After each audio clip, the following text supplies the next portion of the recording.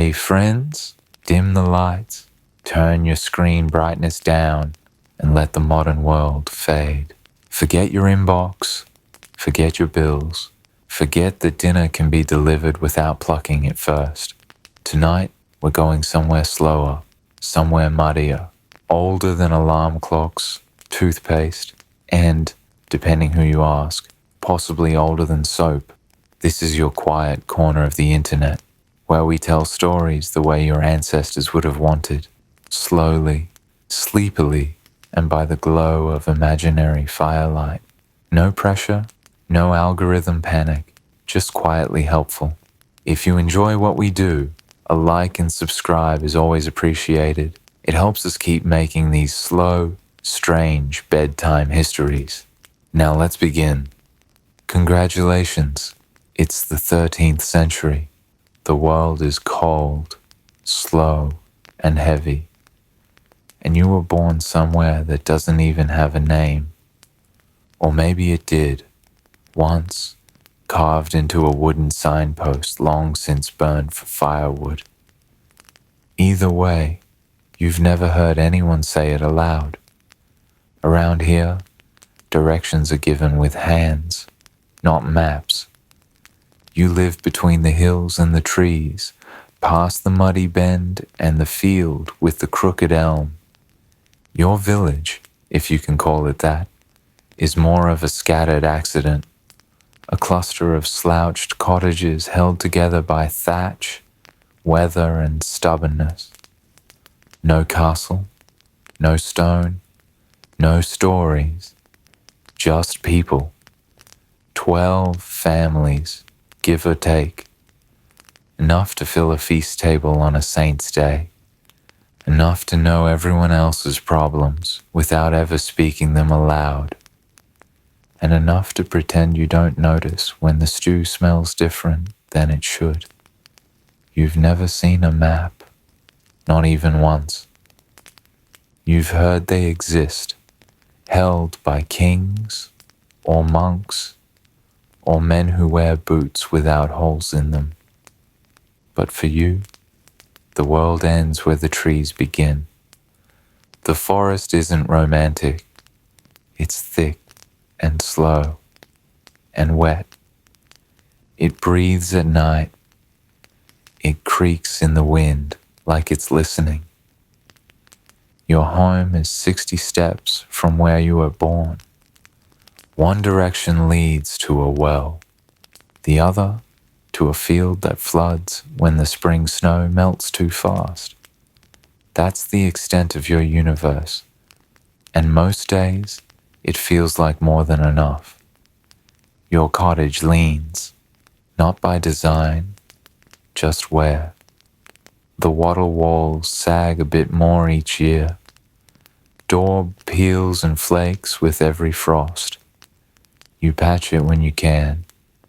You stop noticing the smell of damp rot, livestock, and smoke until someone new visits, which almost never happens.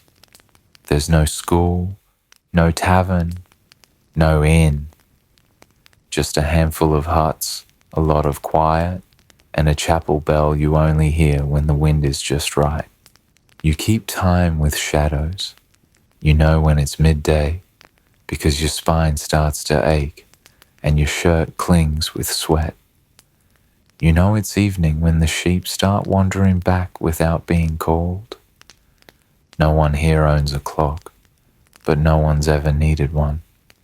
Tom is the elder, mostly because he once spoke to a monk and lived to talk about it. He has a goat with all 4 legs and a roof that only leaks in 2 places. That makes him important. You nod when he speaks. You say his name when things go wrong, just softly enough that he can't hear. The people here are not unkind, but kindness is slow and practical. It's a shared tool, a glance when your fence gives out, a loaf of bread passed over with no words. No one asks for help. They just wait long enough for it to arrive. And it usually does. Strangers don't come often. When they do, the whole village watches from behind half-closed shutters. Where are they from? What do they want? Do they smell of salt, or blood, or change? All three are dangerous. Most people don't leave. Not because you're forbidden, just because the idea feels absurd. What would you even do in a town? You don't speak the dialect. You don't own coin. You've never seen stone that wasn't part of a fire ring or a grave. The next village might be 5 miles away, but it may as well be the moon. You've heard of it. You've even whispered stories, but you've never seen it, and you probably never will. The road out, if you can call it that, is a muddy track marked by 2 grooves and a few stubborn puddles. No one important has used it in years, maybe ever. If someone did, they didn't announce it or come back, and so you stay. Not because you're weak, but because you're practical, because you know where the firewood is, because you know which patch of sky tells you when to bring the sheep in early, because the village, leaky and small and half-rotted as it is, still holds your name better than any distant city ever could. You wake with the sun, you sleep when it's gone, you work in between, and in the rhythm of those repetitions, there is a kind of peace, the kind that doesn't ask questions, the kind that doesn't require you to imagine more than what's visible from the top of the hill behind the well. Some days you hear rumors. A war to the west, a comet in the sky, a king whose name you can't pronounce has finally died. The words drift through a shepherd's cousin or the baker's wife's nephew. By the time they reach your ears, the urgency is gone. Just noise from a world you'll never meet. Because here, on the edge of the map, nothing changes quickly. And when it does, it's usually for the worse. Chapter 2. The house you built with your bare hands. Your house isn't really a house, not like people imagine them. It isn't framed with plans or measured with tools. It's made with mud and memory, with hands that know the weight of a cracked beam, with shoulders that have learned which parts of the roof sag first. It's not symmetrical, it's not square, it's not strong, but it stands, and that's enough. There is no blueprint, no architect, no pile of clean timber and perfect nails. There's just what you can scavenge, what the trees will give, and what your back can carry. The frame is rough timber, warped, knotted, half split in places. You cut it with tools that once belonged to your grandfather, and likely his grandfather before him. The blade wobbles, the handle's wrapped in old cloth, but it cuts, mostly. Once the bones are up, you weave the walls, thin branches, strips of willow, anything that bends without breaking. You thread them between the beams, back and forth, like a loose basket. This is called wattle. It's slow. It never looks clean. But it holds. Then comes the daub, a thick paste of mud, straw, manure and water. You slap it on by hand. No gloves, no tools, just you and the muck. You press it between the gaps. You smear it smooth, or as smooth as your fingers can manage before the sun dries it too fast. It smells like the bottom of the stable, but you get used to that. You stop noticing the scent, the texture, the flies. It becomes part of your hands and your clothes and your day. Eventually, it becomes your wall. It doesn't last forever. Each winter peels some of it away. Each storm loosens a corner. You fix what you can and ignore what you can't. There's always something more urgent: a sick goat, a collapsed fence, a pot that cracked in the frost. You live by triage. The roof is thatch, straw bundled tightly together, tied down with more hope than precision. When it's fresh, it glows golden in the sun, almost pretty, but that never lasts. The rains come, then the birds, then the rot. The color fades, the edges fray, and you start placing buckets where the water drips. Again, there is no waterproofing, no tiles, no tar. You patch the holes with old tunics, with bits of turf, with whatever hasn't been ruined yet.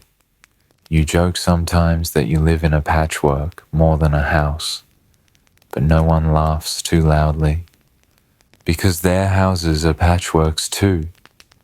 The floor is dirt. You tell yourself it's packed firm. Sometimes it is. Sometimes it's soft and sticky after the rain. Sometimes it freezes into jagged ridges you trip over in the dark. When the goats come inside for warmth, it becomes a mystery underfoot. You lay straw across it when you can. It helps. For a few days. Then the straw breaks down. It turns to dust. You sweep it out, or you don't. Eventually, the straw becomes the floor, and the cycle repeats. The windows are just openings in the wall, covered with wood when the wind is bad. Glass is too expensive, too rare, too fragile. The air comes in whether you like it or not, so do the smells. And sometimes, the chickens. There's one door. It hangs crooked, because the frame warped in the last frost. It latches with a wooden peg. Not for security. There's nothing here worth stealing. Just enough to keep the wind out and the toddlers in. Inside is one room, maybe two, if someone was ambitious. But usually just the one, where you cook, where you sleep, where you eat, where you mend, where you argue, where you bury your face in your hands and try not to cry, where you whisper bedtime stories into the smoke and hope they'll last longer than you do. Everyone shares this space. Parents, children, cousins, grandparents, sometimes an orphan from down the lane. The hearth sits in the center, built from clay or stone, depending on luck. It always smokes. It never draws clean, but it burns. That's what matters. There's no chimney, just a hole in the roof and the vague hope that the smoke will find it. Most of the time it doesn't. Your eyes water, your throat scratches, you cough at night and pretend it's just from the cold. You have a bench, a stool, maybe a table if someone married well. The beds are piles of straw stuffed in sacks, sometimes feathers if the chickens were generous. You share them. You always share them. Blankets are wool, heavy, rough, damp in the winter, full of fleas in the summer. But you still cling to them, because warmth is warmth, even if it scratches. Food hangs in the rafters, garlic, herbs, sometimes a bit of ham if the pig was kind that year. The rafters tell you what season it is. If they're full, you breathe easier. If they're bare, you stop asking questions. Animals live inside with you. A cow in the corner, a goat by the door, chickens under the bench. You tune out the sounds. You stop reacting to the sudden cluck in the dark. You get used to stepping over hooves and feathers in the morning. You pretend the smell is normal, because here it is. The walls breathe, they creak, they lean. The back one hasn't stood straight in years. Every spring, you say you'll fix it. Every winter, it still leans. But when the snow piles high and the wind screams like a ghost with nowhere to go, you sit by the fire. You listen to the walls groan, and you feel something strange. Not pride, not comfort, but presence. This house knows you, and you know it. You know where the cold comes in and which sack to shove against it. You know which roof beam groans and which one holds. You know where the dog curls up and where the sun lands on the floor just for 5 minutes in the late afternoon. Strangers might look at your home and see poverty. You see effort. You see survival. You see a structure that bends but hasn't broken. Just like you. The fire crackles, the thatch whispers, the goat shifts in its sleep, and you rest. Inside the house you built with your bare hands, and tomorrow, if it leaks, you'll patch it again. Chapter 3. What you eat to stay alive. You don't eat to enjoy, you eat to endure. Food, if you can call it that, is not a pleasure. It's a problem to solve. A daily test you're forced to take with the same tired pieces and the same hungry hope. There's no kitchen, just a hearth in the corner. No pantry, no hanging herbs, no shelves lined with spices and dreams. There is one pot, one fire, and whatever hasn't spoiled yet. The pot never empties. Not really. It holds a stew called pottage, a murky, bubbling swamp of vegetables and broth that's more temperature than taste. You add to it, you stir it, you reheat it, again and again and again. There is no first pottage, it's a living thing, passed down from yesterday to today, from last week to tomorrow. You just keep feeding it, and pray it doesn't start growing on its own. On a good day, it might hold cabbage, leeks, barley, maybe a carrot, a bean, a little onion, and on a miracle day, a scrap of salted pork dropped in like a forgotten blessing. More often, it's just water, greens, and a bone that's been boiled until it can't remember what meat tasted like. You stir it anyway. You serve it. You eat in silence because complaining won't thicken the stew.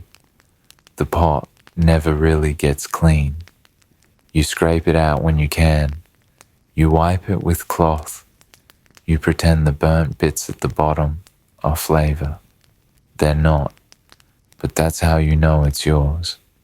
Bread is the other half of your survival. Not soft, not golden. Not the kind that makes you close your eyes in delight, This bread is dense, hard, brown or black, depending on what you had to grind to make it. It doesn't rise, it doesn't flake, it crumbles if you're lucky. It cracks your tooth if you're not, but it fills your belly, so you chew. The flour is usually rye, sometimes oats. Wheat, that's for lords, for priests, for people who've never picked mold off a crust and eaten it anyway. When things are bad, and they're often bad, you make famine bread. You mix in peas, chaff, acorns, bark. Yes, bark. The inner layer of a tree shaved down and ground up like it owes you something. It doesn't taste like food. It tastes like desperation. But it's chewable, and that counts. On your worst days, you don't even have bread, just trenches. Slices of old stale loaves used as plates. They soak up the stew. If there's stew, sometimes they're eaten at the end of the meal. Sometimes they're given to animals. Sometimes they're passed down the table to someone of lower status, which incredibly still exists. Meat is rare. Not rare like a treat. Rare like a myth. You don't kill your animals unless you're starving. A chicken lays eggs. A cow gives milk. A pig, if you have one, is your winter insurance. You don't touch it unless you have no other choice. And when you do, you use everything. The fat becomes grease. The blood becomes pudding. The bones become broth. The head becomes soup. There is no waste. There can't be. Fishing is an option if you live near water, if the Lord allows it, if the stream hasn't dried, if the church isn't watching too closely, if you catch something that doesn't rot before you can eat it. Eels are good. So is salted herring, if you can get it, which you probably can't. The church controls your meals too. On Fridays, no meat. During Lent, even less. You fast, you pray, you get creative. Some clever monks once declared beaver tails fish so people could eat them. No one argued. Because hunger makes theology flexible. Milk spoils fast. You drink it if you can, but mostly you turn it into cheese or butter. If you have enough, if you have salt, if you have time, which you usually don't. The cheese is hard, dry, tangy, sometimes moldy. You cut off the worst bits and eat the rest. You pray your stomach is stronger than the green spots. Sometimes it is. Sometimes it isn't. Water is a gamble. The well might be clean. Or it might carry something that keeps you in bed for 3 days. So you drink ale, weak ale, small beer. Just strong enough to kill whatever might be hiding in the bucket. Even children drink it, because it's safer than thirst. If you're lucky, there's cider in the fall. If someone knows how to ferment apples without making vinegar. Wine is for the rich, mead is for stories, milk is for the young. Everyone else gets ale. For breakfast, lunch, dinner, and the hour before you try to forget what tomorrow's stew will taste like. Vegetables keep you alive, barely. Cabbage, leeks, onions, turnips, carrots, though not the orange ones. Yours are white or purple. They grow in your little garden patch. You eat every part. You boil the leaves. You dry the roots. You compost the scraps. Unless you're desperate, then you eat those too. Fruit comes and goes. Apples mostly. Maybe some berries, if the birds don't get them first. You dry what you can. You hoard what you can't. Sugar is a rumor. Honey is a treasure. If someone nearby keeps bees, you offer to trade. Wool, eggs, anything. Because even one spoonful can turn a miserable loaf into something like magic. Herbs grow in the corners of your life. Parsley, sage, dill, rue. You don't use them for flavor.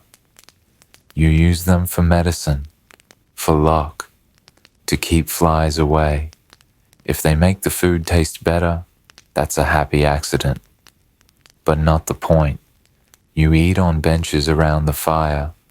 No courses, no menu, just stew, bread, ale, and the hope that someone remembered to stir the pot this time.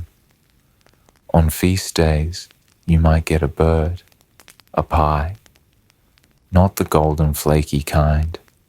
This one's a crust made like a box, sealed to hold meat, not delight. If you're lucky, there's cinnamon or ginger. If someone traded well. If not, you pretend. Most days are not feast days. Most days are repetition. You know how the stew will taste. You know how much bread is left. You watch the same hands stir the same pot over the same fire, and when the animals shift in their sleep, and the wind sneaks through the cracks, and the pot bubbles for tomorrow, you put down your bowl, you wipe your hands, and you feel it, not joy, not satisfaction, but enough. And sometimes, enough is everything. Chapter 4. Work, sweat, and something like purpose. You wake before the sun again. Not because you want to, but because that's just how things are here. There's no rooster. He froze to death 2 winters ago. No alarm clock. Just your own aching back and the sound of someone stirring the fire. You sit up on your straw mat, rub your eyes, and remember what day it is. It doesn't matter. They're all the same. Work waits either way. There's no breakfast, just a few leftover crusts and whatever's still edible from last night's pot. You chew quickly, washing it down with warm water that tastes like the inside of a cup. Then you step outside. The world is damp. The ground sticks to your feet, even through your shoes. Mud is a permanent feature here, like hunger or prayer. Your breath hangs in the air like a ghost you can't shake. You start with the animals. They are always first. The goats are loud. One has somehow gotten her head stuck between 2 slats in the fence. Again. You free her gently, like you're apologizing for the fence's existence. She bleats once and walks off like she owns the place. She kind of does. You shovel muck. You sweep straw. You check for eggs, even though the hens haven't laid in days. Too cold. Too dark, too something. Then it's time for your share of the fields. You grab your hoe and head out with the others. No one talks. Not yet. You walk like ghosts toward the plots of land carved from the earth. Each footstep pulls at your legs like they're made of wet cloth. You reach your row and start digging. It's not glamorous. It's not even satisfying. It's just necessary. You hoe until the muscles in your shoulders buzz with heat, until your palms burn, until the earth gives up something, a clump, a worm, a stone, and you move on. Beside you, someone coughs, deep, persistent. You don't ask if they're all right. Everyone coughs. It's like breathing, but louder. Around mid-morning, the sun finally decides to show up. Sort of. It peeks through the cloud cover like it's embarrassed to be late. You pause and stretch your back. Someone cracks a joke. It's not funny, but you laugh anyway. Not because you get it, but because laughter breaks up the silence like a crack in frozen pond ice. And cracks are useful. They let the light in. You break for a moment, sit on a stone, eat a few bites of cold porridge from a wooden bowl. A bee hovers. You swat it lazily. The world smells like earth and sweat and something faintly sweet. Maybe the wild onions you stepped on earlier. When you go back to work, the rhythm takes over. Step, dig, turn, step, dig, turn. It's like prayer, but for your muscles. You stop thinking, just breathe, just move. Around you, the village does the same. Someone repairs a roof. Someone carries a baby on one hip and a bucket in the other. A pair of children chase a chicken and lose. The church bell rings once, a reminder that time still exists, even if it doesn't mean much. In the afternoon, you help haul a log from the forest. It takes 6 of you. The log is heavy and uncooperative. It rolls when it wants. You swear it has opinions. One man slips and lands in a puddle that was definitely deeper than it looked. You all stop. Wait. He laughs. So you laugh too. Later, you mend a fence. You don't know who built it originally, but you're pretty sure they were drunk. Nothing lines up. Everything wobbles. You do your best anyway. Good enough is the standard here. Perfect is for cathedrals. By the time the sky begins to turn the color of old parchment, you're back at the house. Your shoulders are stiff. Your hands are raw. Your stomach grumbles in protest. But your heart, well, it's quiet. And sometimes that's the best you can hope for. You sit by the fire and watch it dance. Someone hands you a bowl of stew. Same as yesterday. Same as tomorrow. But tonight, it tastes good. Maybe because you earned it. Maybe because there's salt in your sweat and joy in the silence. Work isn't just survival here. It's story. It's rhythm. It's the way people say, I see you, without using words. Tomorrow, it'll start all over. But for now, you rest. Because here, in this small and aching life, you've done enough. Chapter 5. Sunday isn't for rest. The bells start before the light. You hear them before you open your eyes, low and heavy, echoing across the frost-crusted fields. They don't ring fast, just steady, calling. It's Sunday, not a day off, just a different kind of labor. You sit up slowly, joints stiff from the cold and the straw. Everyone else is stirring too. No one talks, just movements, blankets folded, hands rubbed together, a shared silence.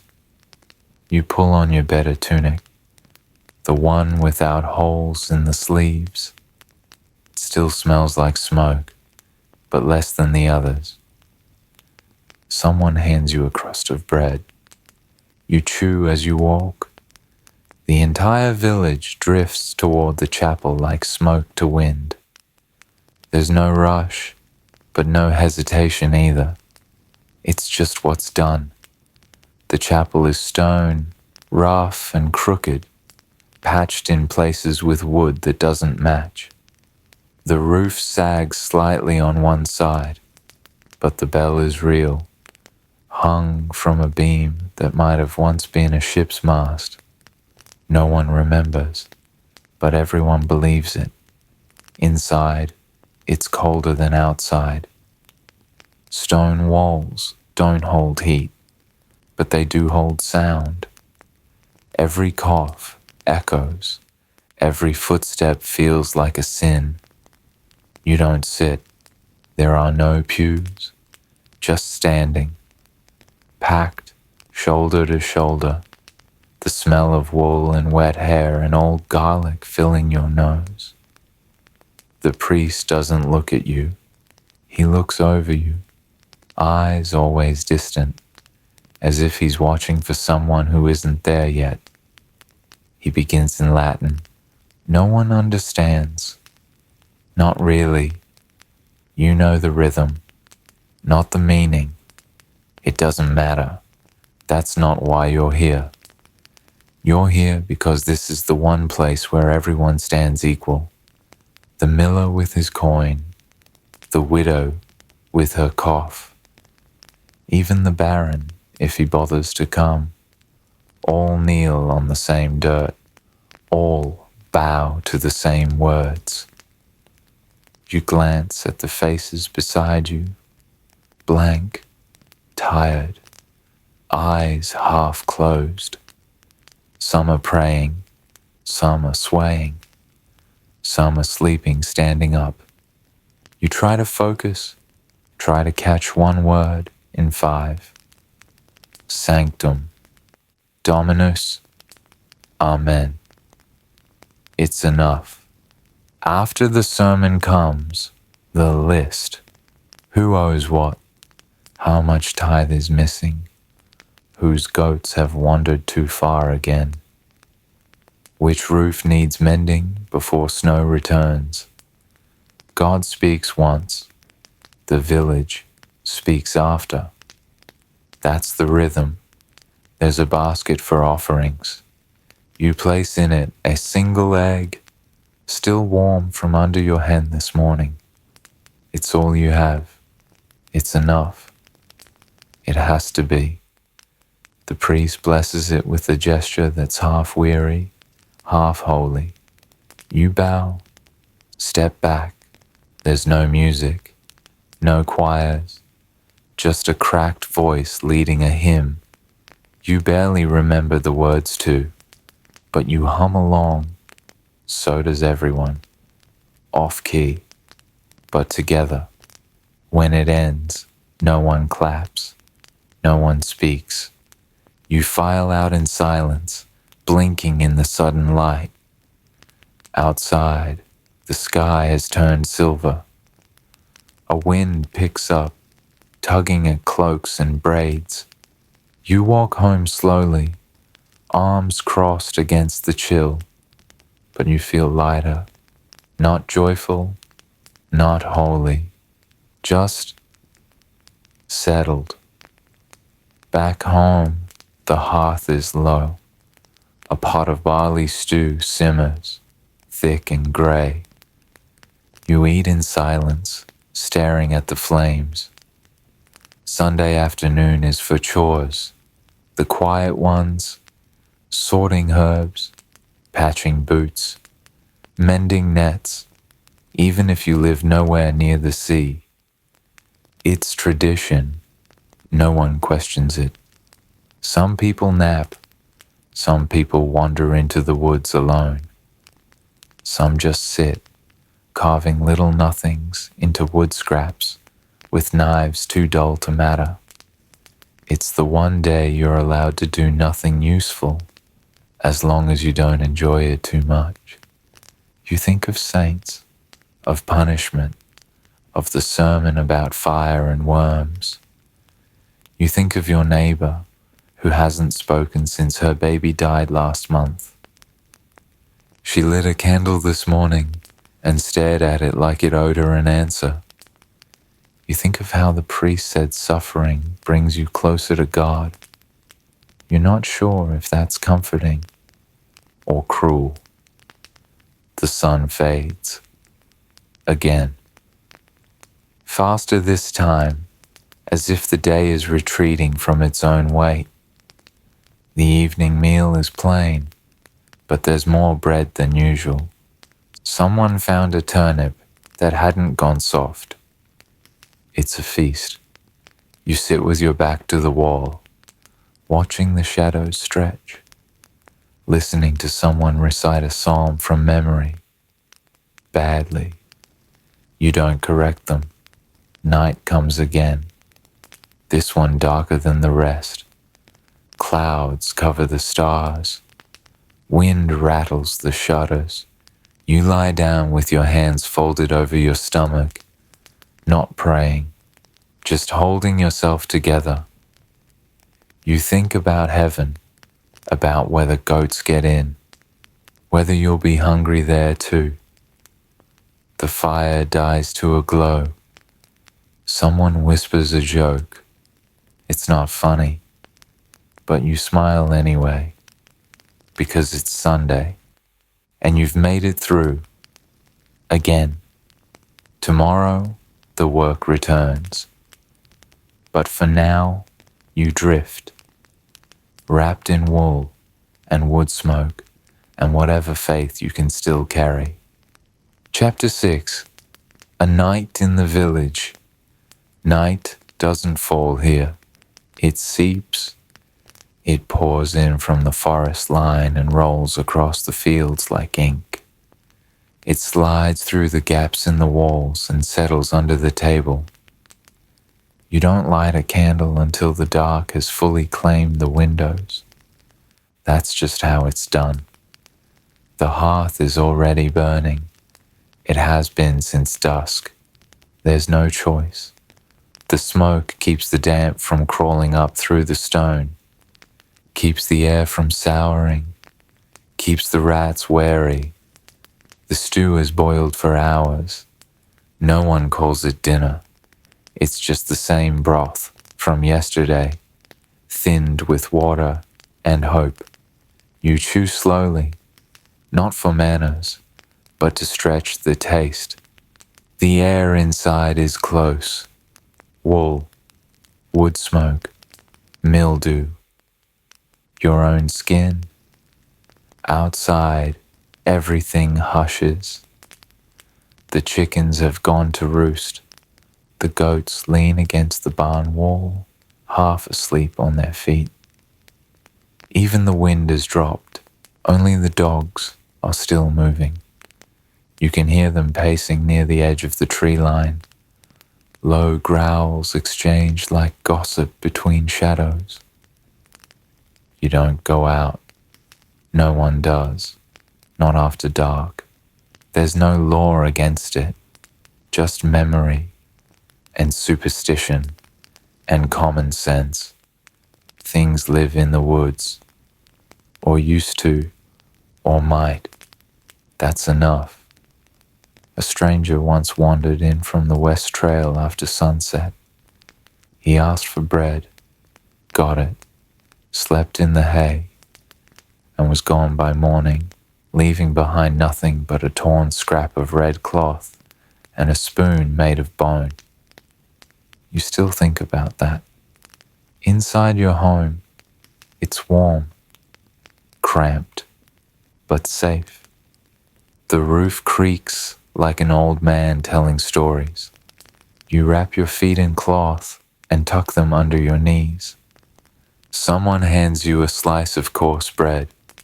You pass the hours by oil lamp light. Some people mend, some carve. One girl hums softly while untangling nettle fibers into thread. You listen. Someone jokes about the miller's limp.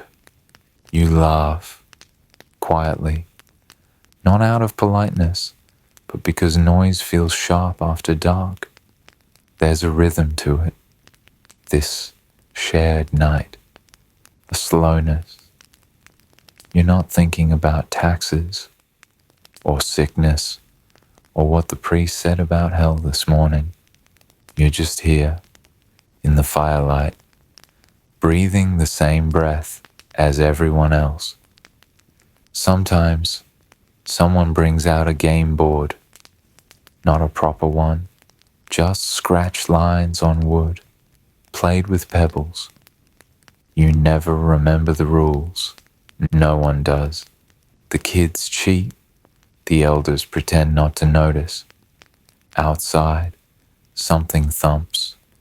A branch, maybe, or not. Everyone stops, waits, listens. Nothing. The fire cracks. Conversation resumes. But it's slower now. Eventually someone yawns, then another. It spreads like any other contagion. Bedtime in a medieval village isn't a moment. It's a process. Layers of settling, blankets unrolled, ashes banked, a candle pinched between fingers. You don't undress? Not fully. It's cold, and you never know who might knock, or why. You sleep in the same room as everyone else. No privacy, just presence. Bodies on straw pallets. Children curled like dogs, snoring, breathing. There's no lullaby, no reading light, no door to close. You lie still, wrapped in wool and the day's leftover aches. Someone whispers a prayer. You recognize the words, not the voice. The night outside is alive with creaks and rustles, frogs, owls, wind through dead leaves. Something larger maybe, something you won't name. You close your eyes, not because you're tired, but because there's nothing else to do. Dreams in this world are strange. They borrow from the living, and they leave the taste of iron in your mouth. You dream of firelight and wooden floors and walking through the woods with feet you don't remember owning. When you wake, it's not to sunlight. It's to the sound of stirring, of someone poking the hearth back to life, of someone else cursing softly as they stub a toe. The day begins in whispers, because everyone still remembers the night. You blink, stretch, feel the ache in your side where the straw bunched wrong, and begin again, because that's what night is here. Not a pause, just a softer kind of living. And you're still here, still breathing, still wrapped in the life you didn't choose, but learned to live. You dress in silence. You don't talk about your dreams. No one does. Some things are meant to stay in the dark, but you light the fire. You stir the pot. You nod to the woman by the door, and you step out into the cold dawn, where the world is waiting, just as tired, just as alive. Chapter 7. The year Everything went wrong. It started with the rain, but not the normal kind. This rain came sideways, then backwards, then all at once, as if the sky itself had lost track of time and was making up for it in a single week. You tried to joke about it at first. Someone said the clouds looked like a soup pot boiling over. Someone else said it would pass. It didn't. The village well turned muddy by day 3. By day 5, someone slipped in the mud and broke their arm. By the end of the week, your entire world was slush and rot. You stopped changing your clothes. What would have been the point? Everything was soaked. Your sleeves, your shoes, even your thoughts. You dreamed of mold. Woke up smelling like mushrooms. Everything fermented. The wheat field gave up first, then the barley. The carrots hung on, bless them, but came up soft and grey. The pigs refused to lie down. The chickens refused to lay.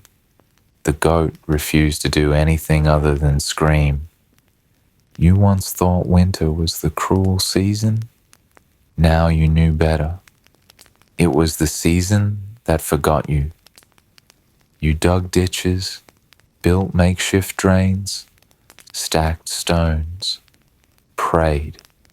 The priest stopped giving sermons and just stood there during Mass, eyes wide, whispering like he could bargain directly with the sky. Your back ached from bailing water. Your fingers swelled with cold. Every child had a cough. Every cough made someone flinch. The apothecary's herbs ran out. So did patience. And then came the sickness. It wasn't the kind you could name. Not plague. Not flu. Not the rot cough that sometimes came through from the port towns. No, this was the slow kind. The disappearing kind. First, old Anna stopped coming to the well, then her son, then the widow on the south path. No fanfare, just silence and a smell that grew bold at night. You helped dig one grave, then another, then you stopped counting. You dreamed of bones, you dreamed of mud. You dreamed of a man with no face, sitting on your chest, just breathing. No one said the word curse. No one needed to. You stopped eating stew, started boiling herbs you couldn't name, slept with garlic tied to your wrists, crossed yourself without thinking, bit your tongue during dreams. One night, the bell rang. Not the church bell, the warning bell. A fire, a beast, number worse. A merchant cart from the next village. One of the drivers looked pale, too pale. You turned them away, or tried, but a girl had already taken bread from them, and someone else had helped feed the horses. That was how it always happened, with kindness. You didn't sleep that night. Too much coughing, too many shadows passing the shutter cracks. You thought about running, but where? The woods were hungrier than you were. Someone tried it. The potter's apprentice found her shoes at the edge of the trail. Still warm, nothing else. The priest started burning incense, day and night. He said it was to cleanse the air. You think it was to mask the truth. Your dreams changed. Now they smelled like ash. Now they tasted like salt. There were fewer voices at dinner, fewer bowls, more empty chairs. One night, you counted footsteps, not to check who was there, but to count who wasn't. You told yourself the worst had passed, because that was the only thing left to say. But the worst wasn't an event. It was the slow erosion of everything solid, the loss of routines, of names, of laughter. You once overheard someone say, "This is the year we break," but you didn't. Not completely. You boiled bark, wove nets from hair, shared crumbs, slept in shifts, and when the rains finally stopped, it was like hearing silence for the first time. Not joy, just a kind of tired relief. The grass grew back in patches. A chicken laid one misshapen egg. You wept when you saw it. That's when you realized you hadn't spoken aloud in 2 days. When the sun finally rose without clouds, no one cheered. You just blinked, stared at it, and hoped it wouldn't change its mind. You weren't healed, you weren't safe, but you were still here. That was enough. That year, it had to be. Chapter 8. A Winter Without End. The first snow comes early that year, drifting down before the last of the autumn leaves have fallen. At first, it feels like a gift, the way it softens the hard lines of the fields, how it quiets the sounds of the village until even the animals seem to walk more carefully.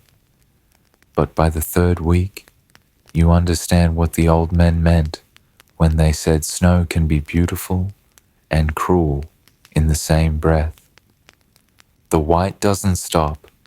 It builds in layers, light, then heavy, then crusted with ice so thick you can't break it without the back of an axe. Every morning you wake to the same world, the same frozen roofs, the same brittle air that bites your lungs before you've taken a second step outside. Your boots grow stiff overnight, and you learn to warm them against the hearth before forcing them on. Even then, your toes stay numb until the sun climbs, and some days it never does. You start noticing little things.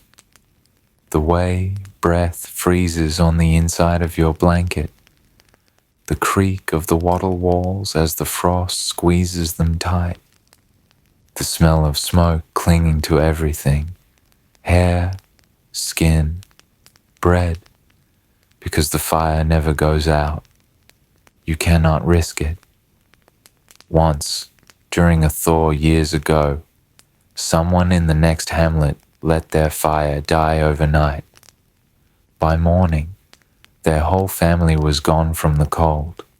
Food becomes its own season.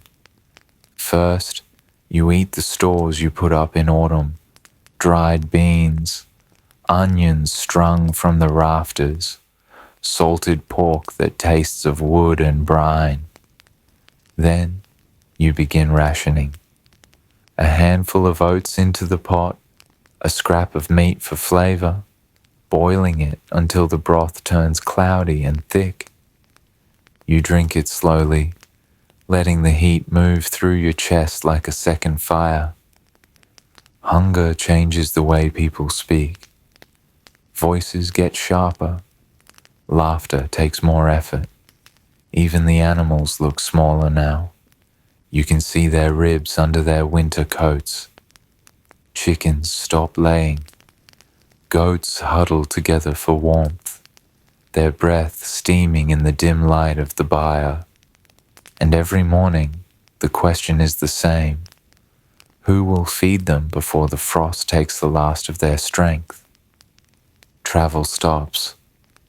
The road out of the village is buried in snow higher than your waist.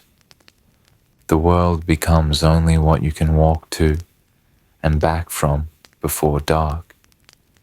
You see the same faces, hear the same worries, and in the evenings, when the wind rattles the shutters, you understand why people tell long stories by the fire. It isn't for entertainment, it's so you can imagine something beyond the cold. There are days the sun returns, a pale disk hanging low in the sky. The snow glitters and your spirits lift, just a little. But more often, the sky stays the color of ash, and the wind feels like a blade. On those days, you keep your head down and walk close to the smoke trails that rise from the chimneys. Proof that life still lingers here. Time becomes slippery. Weeks pass without change. You mark the days by the dwindling woodpile, by the way your coat grows heavier with patches, by the deep lines appearing in the faces around you. Children stop playing outside. Their laughter fades into quiet muttering near the hearth. And yet, you endure. You mend what breaks. You dig paths through the drifts so neighbors can pass without sinking to their knees. You share broth with someone who has less, knowing they might be the one to share with you before the thaw. This is the rhythm of winter in a place where the seasons are not 4, but 2, the months when you survive and the months when you prepare to survive again. By the time the first meltwater trickles through the snow, you feel older than you were when it began. The village feels older too. And when the ice finally cracks in the river, loud as thunder, you stand on its bank and breathe the wet air deeply, as though you've been holding your breath all winter. Chapter 9.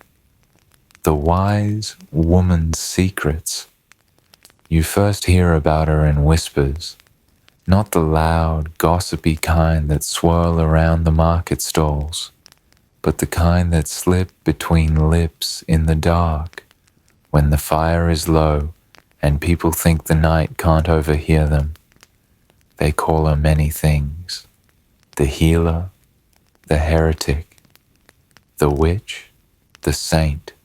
You've lived in this village long enough to know that all of those can mean the same thing. She lives beyond the tree line, in a hut built where the forest begins to thicken, just far enough that the church bells sound like a memory. It's the kind of place children dare each other to run past, the kind of place grown men pretend they never notice, and the kind of place women glance toward when a child's cough won't go away. The winter has been long. Your joints ache in the cold. You've been coughing for days, the kind of cough that rattles in the chest and stays after the fever is gone. At first, you try the usual cures. Garlic cloves strung by the bed, hot water poured over time, a rag soaked in vinegar and tied around your neck. Nothing works. You think about the wise woman more each night. You picture her at her table, hands busy with bundles of herbs you've never seen before. You wonder if she has a cure your priest would frown at, or worse, a cure that works so well, he'd have to explain why the church didn't give it to you first. Finally, you decide.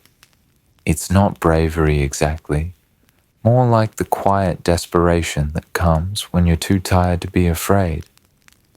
You'll go. The path to her hut is half hidden under snow. Your boots crunch through the crust, and the sound seems too loud in the stillness.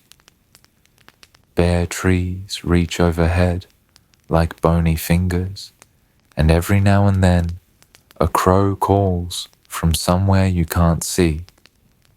You walk faster after each one. Her door is smaller than you expected. You duck your head to knock. but the wood swings inward before your knuckles touch it. She's there, older than the church's oldest pew, wrapped in a shawl the color of rain clouds, her eyes so pale they almost disappear into the whites. "You're late," she says. "Not late in the day, late in coming." Inside, the air is thick with the smell of dried herbs, earthy and sharp. Bundles hang from the rafters: sage, tansy, yarrow, rosemary. On the table, bowls carved from bone and wood hold powders and roots you can't name. The only light comes from a small oil lamp, its flame steady despite the draft. She doesn't ask what's wrong. She takes your wrist, turns your palm upward, and runs a finger along the lines as if reading a map only she can see. "You've been breathing shallow," she murmurs. "You've been holding your fear here." She presses just below your collarbone, and somehow she's right. She moves without hurry, selecting a pinch from one jar, a spoonful from another, a splash of water drawn from a covered pot. The liquid turns a greenish brown. It smells like the underside of the forest after rain. "Drink," she says. You do. It's bitter, but not in the way of spoiled food. More like the bitterness of a truth you didn't want but needed to hear. She wraps something in linen. "Hang this over your bed. Change the water each morning. Burn the cloth when the moon is full." You nod, though you don't understand why. Before you leave, she studies you. It's not pity, it's not kindness. It's something deeper, as if she sees both the moment you were born and the moment you will die, and holds them together in her mind like two ends of a thread. Outside, the forest feels different. The trees lean closer. The snow crunches quieter. The air smells faintly of rosemary, though the wind is from the north. Back in the village, you hang the bundle over your bed as she told you. That night, you dream of walking through a green wood in summer, barefoot, the sunlight warm on your shoulders.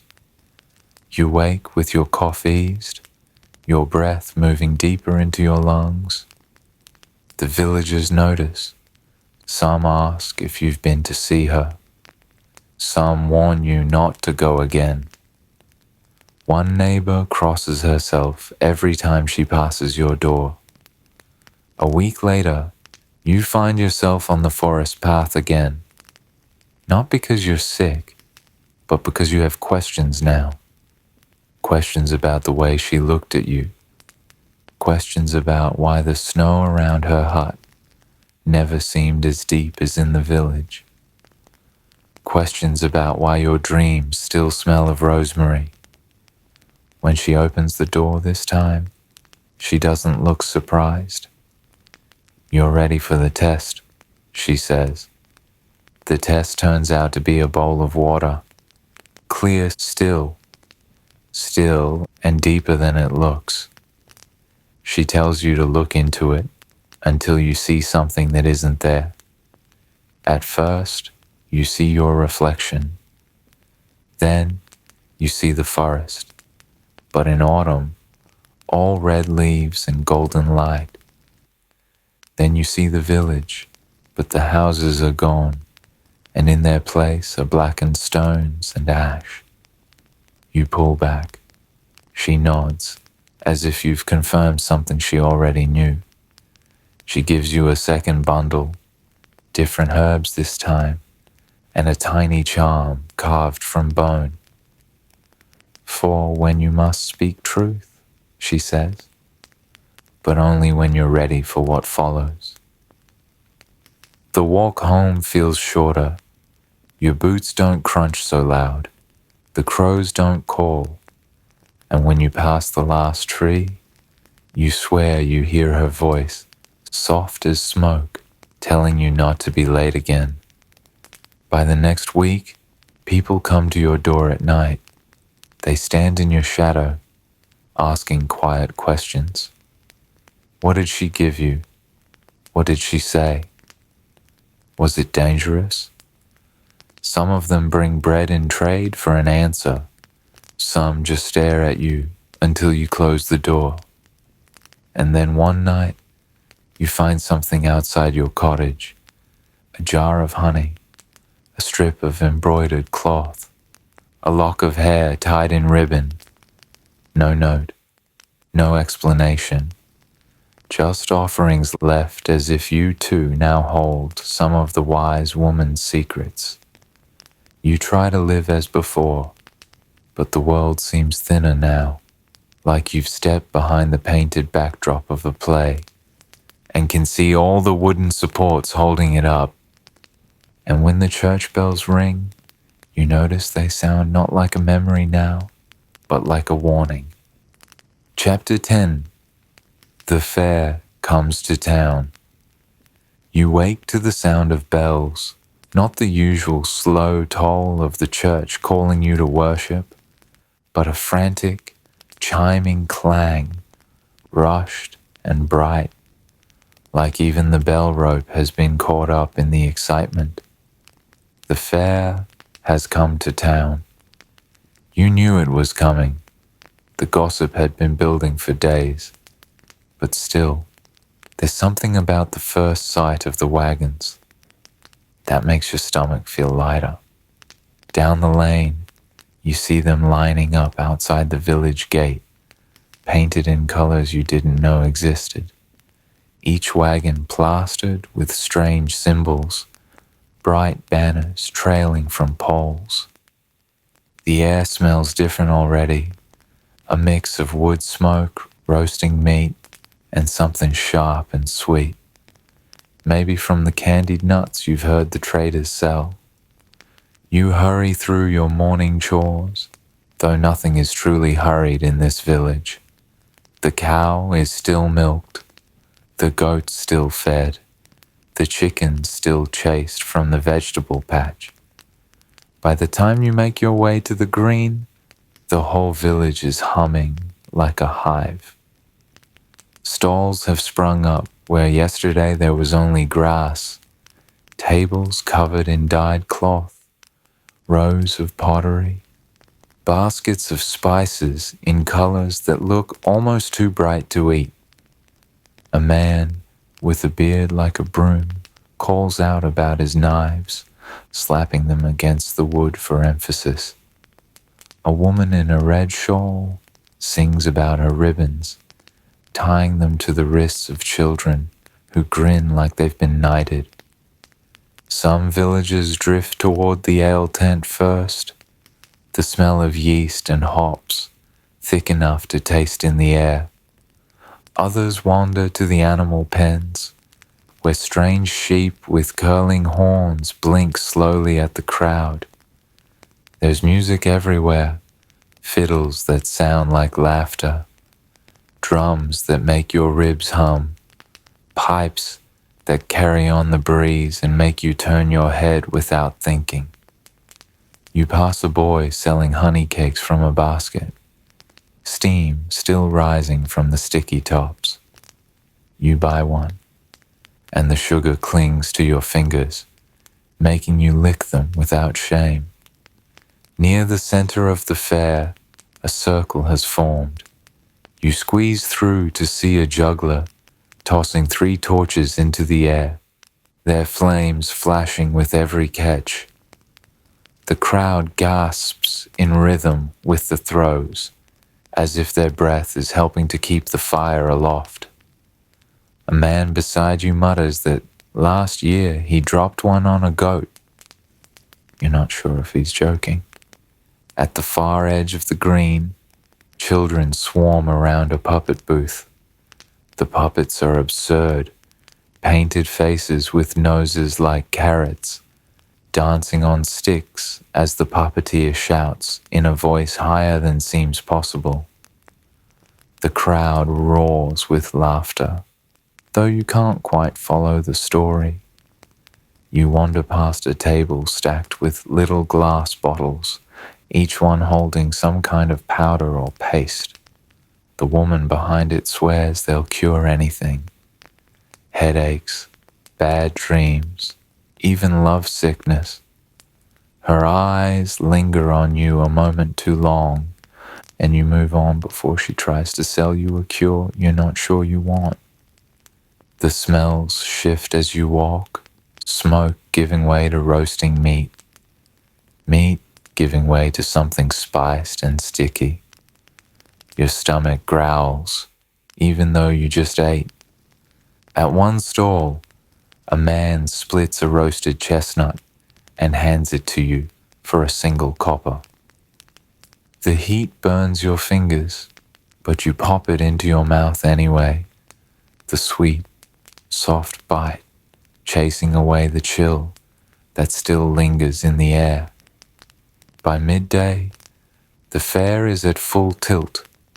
Musicians wander between stalls, playing for coins, and the songs blend together until you can't tell where one ends and another begins. In a corner, two men are locked in an arm wrestling match that looks more like a wrestling match without the arms. A circle of onlookers shouts encouragement, coins changing hands behind their backs. A boy races past with a wooden sword, his sister chasing him with a ribbon tied like a sling.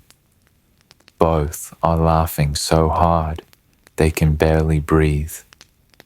You stop at a stall selling fabrics so fine. You can see light through the weave.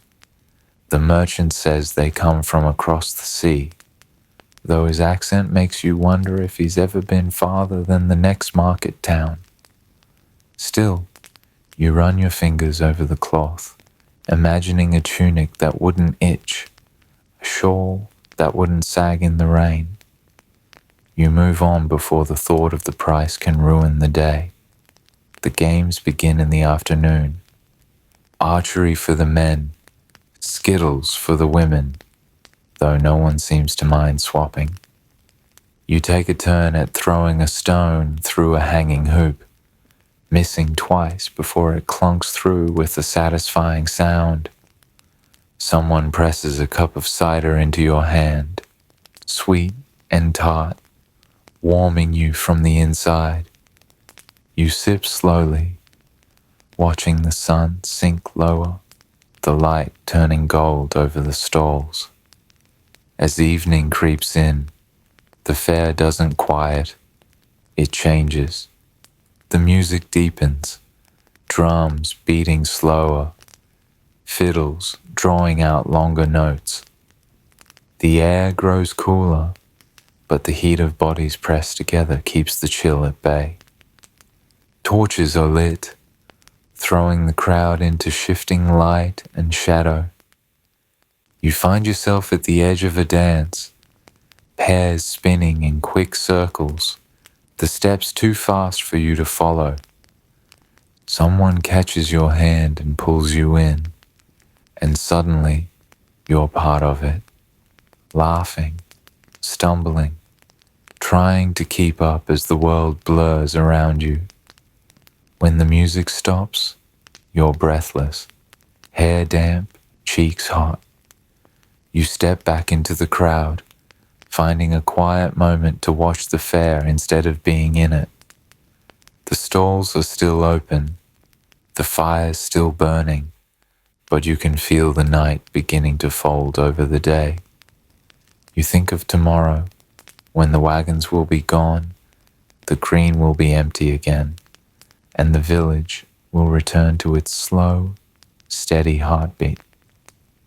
But tonight, you let the noise and color wrap around you. Tonight, you remember what it feels like to be part of something bigger than the walls of your home. Tonight, you belong to the fair. Chapter 11. The Baron Arrives. You wake to a sound you haven't heard in months. Not bells this time, not the chatter of a market crowd, but the sharp, metallic clatter of horseshoes on stone. It echoes through the narrow lane like a warning. The Baron is coming. You don't need to see him yet to know it's true. The noise is too crisp, too practiced, too important. The kind of sound that doesn't happen unless every hoof has been polished and every rider drilled until they move like clockwork. You step outside your door, pulling your shawl tighter, and see the first of the riders at the far end of the street.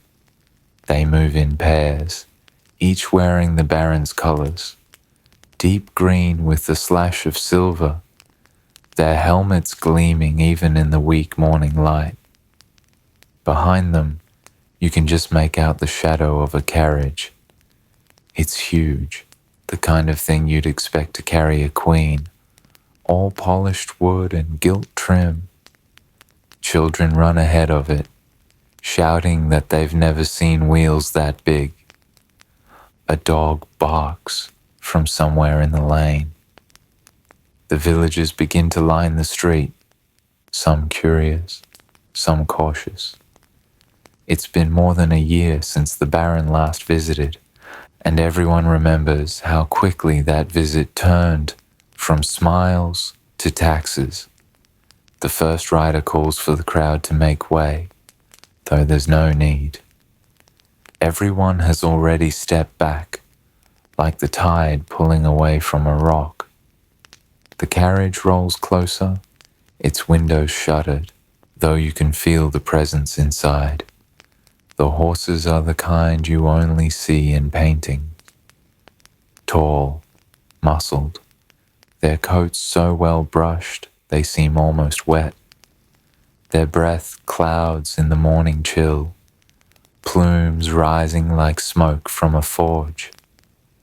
When the carriage finally stops in front of the inn, the driver climbs down with a fluidity that suggests long practice. He opens the door slowly, drawing out the moment until the whole crowd is leaning forward. And then, there he is, the Baron. He's taller than you remember, though maybe that's the boots. Polished black leather, the kind that creaks softly when he steps down. His coat is a masterpiece of tailoring, green velvet lined in fur, with buttons that look suspiciously like real gold. His hair has more silver in it than last year, but his face hasn't lost that tight, measured expression. That makes you wonder if he's already calculating how much you're worth. He takes a slow look around the gathered villagers, nodding as if inspecting a field he might one day buy.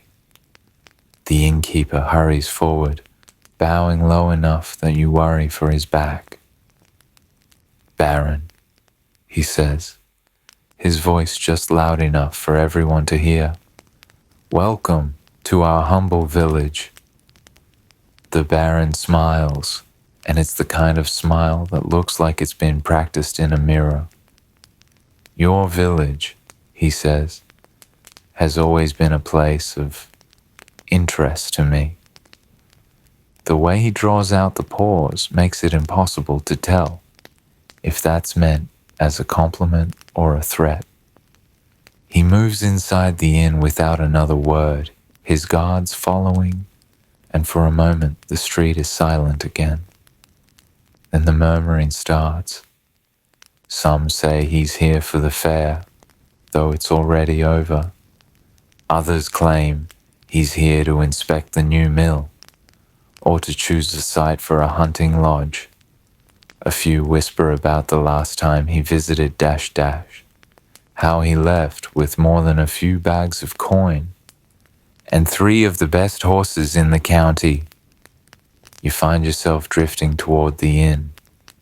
You don't plan to go inside, but there's something magnetic about knowing he's just beyond those walls. Through the open door, you catch a glimpse of him in the common room, seated at the largest table like it was built for him alone. A fire roars in the hearth, and he's surrounded by parchment maps, ink pots, and a plate of meat so fresh it still steams. One of his guards pours wine into a goblet, the dark red catching the firelight. The Baron speaks in a low voice to the innkeeper, pointing at the map. You can't hear the words, but the innkeeper nods quickly, hands twisting in his apron. You step back before you're noticed. The day moves slowly with the Baron in town. People keep glancing toward the inn, unsure whether to go about their business or stand ready for summons. Even the children seem quieter, their games muted, as if the air itself is heavier. By afternoon, word spreads that the Baron will speak from the green. Everyone gathers, the crowd forming a ragged half-circle around the steps of the inn. When he emerges, he does so with deliberate slowness, letting the silence build. My good people, he begins, his voice smooth, carrying easily without needing to shout. I come not as a stranger, but as a friend who wishes to see your village prosper. A ripple of unease moves through the crowd. Everyone knows that in his language, prosper usually means pay more. He speaks of new trade routes, of bringing in craftsmen, of protecting the village from bandits. Each promise is followed by a pause, as though he's waiting for applause. Finally, he speaks of a new levy. Just a small one, he says, to fund the improvements. Some nod, some scowl, but no one speaks up. When he finishes, he offers the smallest of bows, then turns and walks back inside the inn. The crowd breaks apart slowly, the murmurs now louder. Some say he'll bring work, others say he'll bring ruin. You find yourself unsure which to believe. That night, lamplight still glows from the inn's windows, long after the rest of the village has gone dark. The Baron is meeting with his men, voices low but urgent. You close your shutters, trying to block out the light, but it lingers at the edges, like a reminder that something has shifted in the air. Tomorrow, the village will wake under the shadow of his plans, and you have the uneasy feeling that whatever the Baron came here for, he intends to get it. Chapter 12. What happens when you die here? You do not know it is the last morning you will wake. The sun slips over the low hills as it always does, casting that thin, winter-pale light into your hut. It paints the rafters gold and spills over the table where yesterday's bread lies half-eaten. The air smells of wood smoke, damp wool, and the faint sourness of porridge left too long in the pot. Your breath hangs in the air like a ghost. You try to sit up, but your body feels heavier than it ever has. Your chest aches in a deep, unfamiliar way, like something is pressing from the inside. You cough, and it rattles through you. Your hands tremble. Your fingers feel strange, like they are both too far away and too close at the same time. The blanket slips from your shoulders, and the cold bites at your skin. Outside, you hear the sound of crows calling from the bare branches near the path. You close your eyes for a moment, meaning only to rest them, but the room sways when you open them again. A neighbor's footsteps crunch past your door. You hear a voice call your name, soft, uncertain. You mean to answer, but no sound comes out. The footsteps stop. Then the latch lifts and the door pushes inward. A gust of cold rushes in, along with the smell of frost and smoke. The neighbor kneels beside you, their hand brushing your forehead. It is not a healer's hand, but it is warm. They mutter something about fetching the priest. You nod, or at least think you do. Your eyes drift to the small shelf where a single candle waits. You remember when it was given to you at a wedding feast years ago. You had been saving it for something important. Perhaps this is it. When the priest arrives, the light outside is still pale, but the frost has started to glitter. He steps into your hut with the small wooden cross, worn smooth from many hands. The oil in his flask smells sharp, almost sweet. He dips his fingers in it and touches your brow. The oil is cold, shocking at first, but then it seeps in like a blessing. He speaks in Latin, words you have heard before but never fully understood. The sound of them is a comfort, like a lullaby you cannot quite remember. He says your name, once, firmly, as though reminding you not to forget it. You try to focus on his eyes, but they blur and fade into the dimness. Somewhere in the room, a neighbor stirs the fire. The snap of the wood sounds far away, as though it's in another world. You think about bread baking, about the smell of wet earth after rain. You think about the first time you saw snow as a child, how it seemed to hush the whole world. The priest leans close, whispers the last rites in your ear. The smell of the oil mixes with the smell of smoke, wool, and earth. He presses the cross into your hand. It feels heavy. You try to hold it, but your fingers curl too slowly. Your breathing changes. It feels as though you have been climbing a steep hill for hours. Each breath is a small mountain. Your chest rises, falls. You listen to it the way one listens to distant waves. The people in the room seem further away now. Their voices are muffled, like they are speaking through cloth. You hear someone crying in the corner. You want to tell them it's all right. You want to tell them you are not afraid. But you are not sure that is true. The priest's voice is the last sound that is clear to you.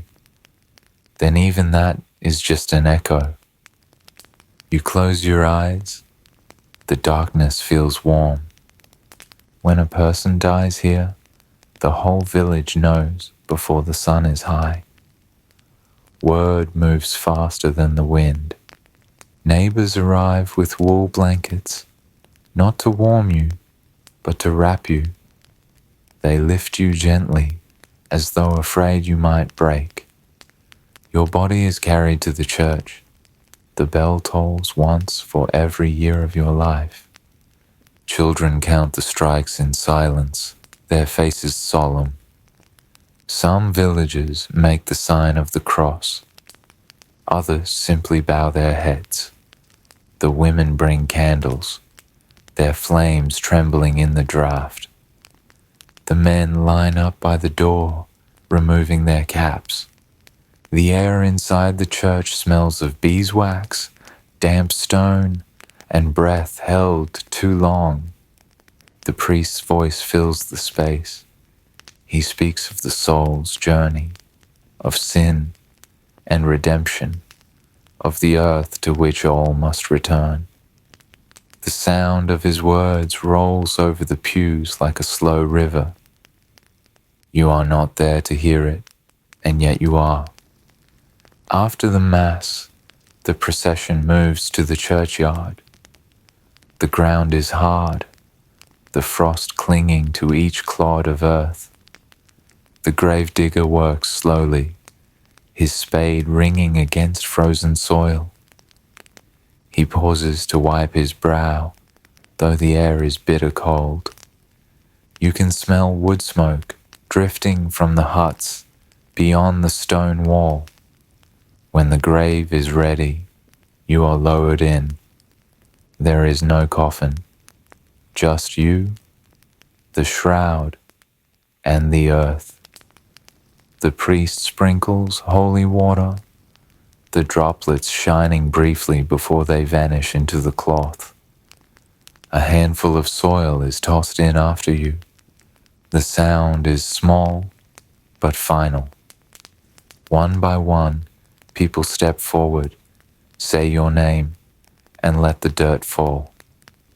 The sound is the same each time, soft, sure, inevitable. When the grave is full, the mound is patted down with the back of a spade. A wooden cross is pressed into the earth at your head. Your name is carved shallowly, the letters uneven. The wood will rot in time, the name will fade. But for now, it stands. The wind moves through the churchyard. It rattles the dry grass. A crow calls from the wall. The living walk back to the village. Some speak in low voices. Some walk in silence. Children run ahead, laughing, their breath streaming like banners in the cold. Life, for them, moves on quickly. For others, the absence will be heavier, lasting longer. Your hut will be tidied. Your few possessions will be divided. A spoon here, a wool shawl there. Someone will take your place by the fire. Someone will sleep where you slept. And in a week, maybe less, your name will only be spoken at the church. But some nights, when the wind rattles the shutters, someone will think of you. They will remember the way you laughed at your own bad jokes, or the time you gave away the last of your bread to a stranger, or the day you stood in the rain, stubborn as a stone, just to watch the geese fly south. In those small moments, you will be alive again, not in the way of the body, but in the way of memory. And here, in this village, that is as close to immortality as anyone gets. Chapter 13. Epilogue. The memory that still lives in you. Morning returns, as it always does, quiet at first, then busy with small noises that stitch the world back together. The rooster calls, late but certain. A door scrapes open on a crooked hinge. Somewhere a bucket bumps a stone. Breath clouds in the cold and disappears. You step outside. The earth is damp, dark as fresh bread under the thin frost. Smoke lifts from low roofs, unspooling into a sky that still remembers the stars. You stand and listen, because listening is how you learn this place. Not from maps, not from books, but from the way the village speaks without words. The fields say, "Come back when the sun is higher." The well says, "Turn me slowly." The path says, "Watch that loose root near the hedge." You could walk this lane with your eyes closed, and sometimes you nearly do. Half asleep, hands finding their old work without asking your head for help. You know which patch of mud will keep your boot, which plank on the bridge will complain, which neighbor will nod first, which one will pretend not to see you and then grin anyway. You have lived a life built from small, repeating acts. You have worn grooves into the day.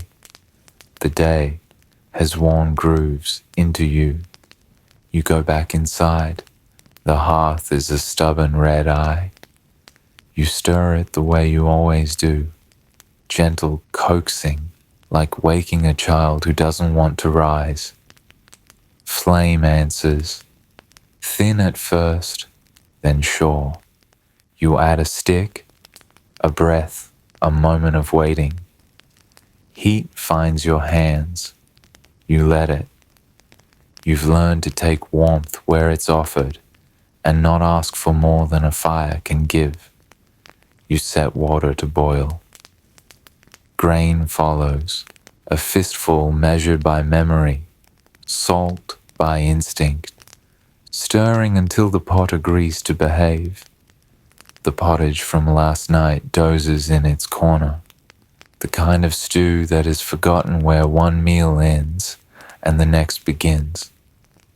You taste it with the flat spoon, and the taste is yesterday and tomorrow at once. Through the crack in the shutter, the line of the hills is a low, familiar spine. You think about how far you've walked without leaving, how many miles you've carried inside these few fields. You have measured distance in seasons, not steps. There is work waiting.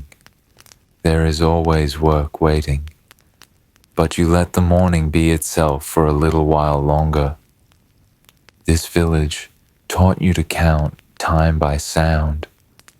The bell at the chapel, the call for help when a fence gives way, the whistle of a kettle when someone forgot to lift it soon enough. It taught you to count luck by what doesn't happen. A roof that doesn't fail in a storm, a child who doesn't cough all night, a harvest that doesn't rot before it's in. It taught you to count love by what is shared. A crust of bread, a spare blanket, a silence that makes room for someone else's grief. You learn that fear is loud, but courage is usually quiet. It keeps its head down, keeps its hands moving, keeps a place by the fire for anyone who finds their way to the door. You remember the winter when the cold came inside the walls. You remember the summer when the well went low and hope went lower. You remember the day the fair arrived and painted the world with noise and color, and for a few hours everything felt possible. You remember the wise woman's hut by the trees, how her doorway smelled of rosemary and smoke, how her hands mapped your fever like a known road. You remember the prayer you whispered without waiting for its answer. You remember the Baron's horse stamping frost to steam, the polished smile, the promise braided with price. You remember the way the village eyes flicked to the ground and then back up again. How submission and stubbornness can live in the same body. You remember the night you learned that rest comes in pieces. First sleep, the hush in the middle. Second sleep, and that soft moment when the fire agrees to carry the coals a little longer. You remember the bell counting a life into the cold air. You remember how the earth closes, how the hands that lift also lower, how names live on the tongue until they don't, and then live elsewhere. The kettle ticks, you pour. Steam climbs your face like a blessing that forgot the proper words. The day opens its palm. You step into it, knowing exactly what it will ask of you, and doing it anyway. Because purpose here is not a speech. It's a series of motions done with enough care that they add up to meaning. You sweep the threshold, you check the cord on the gate, you run a thumb along the blade that will cut more weeds than wheat. You shoulder a task and it shoulders you back. By noon, the village is in full speech. Hammers call across yards. Geese object to everything. Somewhere a baby scolds the world and the world apologizes with a warm shoulder. You trade with your neighbor the way people have always traded. Eggs for mending, wood for time, gratitude for grace. It is the kind of economy that doesn't fit on a ledger, so it survives everything that does. In the afternoon, clouds gather like an audience that can't decide whether to clap. Light drops to the edges of things. The lanes darken first, then the hedges, then the thoughts you were saving for later. You bring in wood, not because the fire is needy, but because you have learned that future, you also deserves kindness. You check the pot. You taste what the day has made from what the day had left. You call the children by names and by nicknames and by the whistle. That means it's time. Evening arrives without knocking. It slips through the thatch, sits on the bench, leans its head against the same old beam. The village lowers its voice. It doesn't go silent. It never goes silent. It just speaks in smaller sounds. A cough, a lullaby half remembered, the small arguments of spoons and bowls. You bank the fire, you fold the blankets, you adjust a sleeping body with the care of someone who knows how hard tomorrow will ask. You lie down in the place that is yours in this world, shared and narrow and sufficient. You pull the thin line of warmth up to your chin and let it be enough.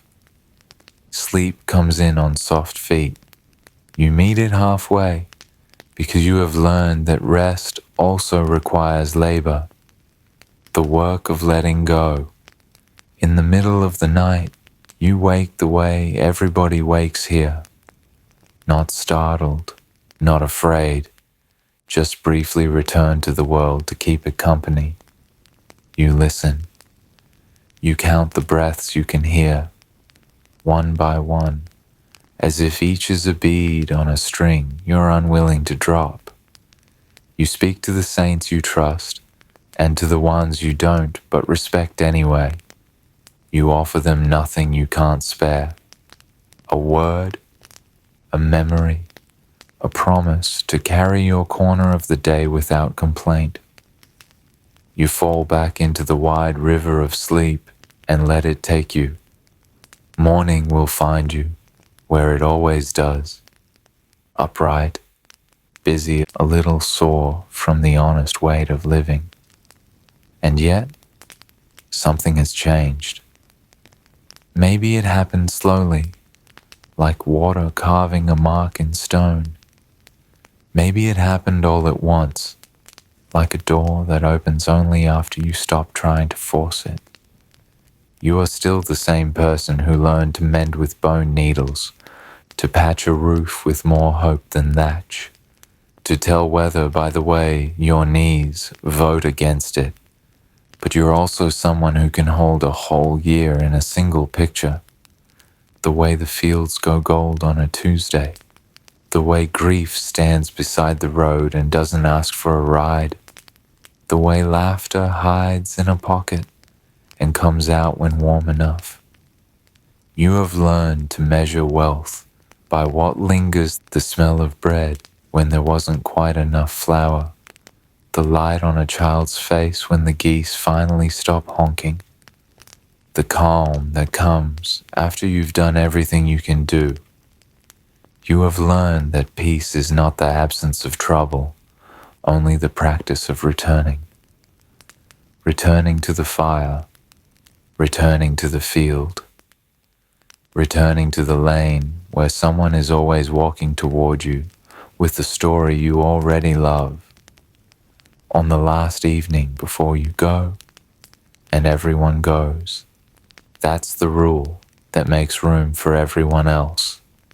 You stand where road becomes path, and path becomes the line your feet drew across a lifetime. You look back, not for regret, for recognition. You see the cottage patched more times than you can count. You see the tree that survived 3 winters that didn't want it to. You see the patch of ground where you laughed so hard you dropped the bucket, and the place where you cried without making a sound, because silence can carry more than noise when it has to. You see the churchyard, not as an ending, but as a ledger of names kept the only way that lasts. In dirt, in wood, in the mouths of people who still need to say them. You see the fair in a smear of remembered color, ribbons and pipes, and the particular joy of buying something small and unnecessary, so that the next day's necessary things will feel less alone. You see the wise woman's door, and the way it opened as if it had been waiting exactly for you. You see the Baron's boots leaving clean prints that the mud soon took back. You see the seasons, not in order, because life rarely is, but in meaning. You turn toward your door. Inside, the room is what it has always been, plain, crowded, exactly the size of one small world. You touch the spoon, worn thin in the middle. You touch the ribbon that kept its color longer than it had any right to. You touch the beam that has held up both roof and spirit more than once. You sit, you breathe, you let the memory that still lives in you find its chair by the fire. It is made of everything you carried and everything that carried you. Hands and weather, work and mercy, names and the quiet between names. It settles, it warms its feet, it makes no demands. Tomorrow will come with its usual appetite. You will feed it what you can, bread, effort, laughter, when possible. And if the day asks who you are, you will answer the way villagers always have, not with a speech, but with your hands. You bank the fire one last time. You whisper something you don't need to share with anyone else. You watch the coals pulse like small hearts, learning a slow song. You lie down in the dark that knows your name.